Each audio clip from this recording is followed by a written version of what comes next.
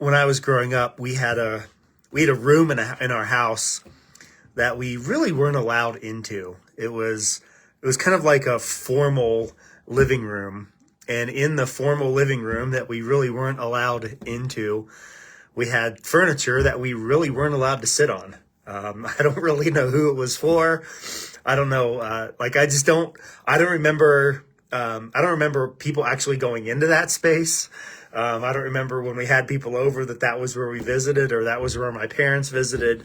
But we had this room that was set aside that just for all intents and purposes, no one was allowed to sit in. No one was allowed to go into.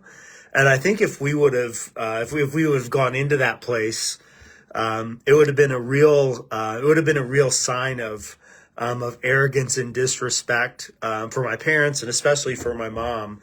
Like, that I would dare to cross the threshold into that room. It would just be a heightened level of arrogance, with my parents. And we sort of see this in Daniel chapter 5 in the life of Belshazzar. Daniel 5 begins this way. Many years later, King Belshazzar gave a great feast for 1,000 of his nobles, and he drank wine with them. While Belshazzar was drinking the wine, he gave orders to bring in the gold and silver cups that his predecessor, Nebuchadnezzar, had taken from the temple in Jerusalem. He wanted to drink from them with his nobles, his wives, and his concubines. So they brought these gold cups taken from the temple, the house of God in Jerusalem, and the king and his nobles, his wives, and concubines drank from them. While they drank from them, they praised their idols made of gold, silver, bronze, iron, wood, and stove. So they really took these things that were meant for God. We talked a lot about this yesterday. Sorry for that thumbs up you just got. We talked about that yesterday. They took things that were holy and set apart, and they used them in uncommon and unholy ways. They used them in just normal ways.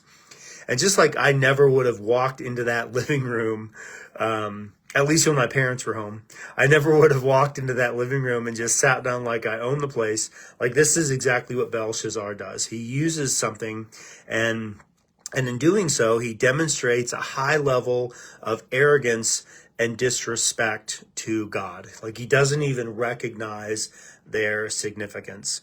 And it's not that he just even eats or drinks out of the cups, but his wives, and notice that's multiple, and his concubines, notice that's multiple.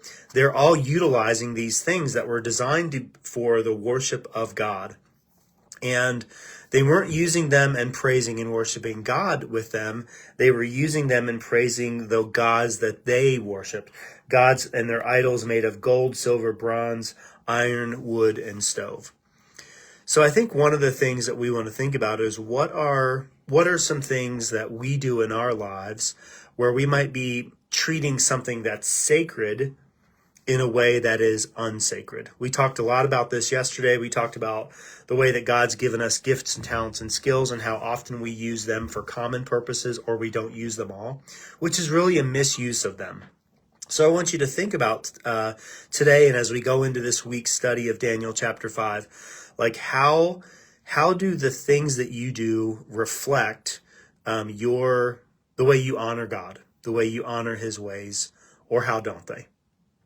I'm praying today that you would take into account what God has given you, and you would honor him accordingly.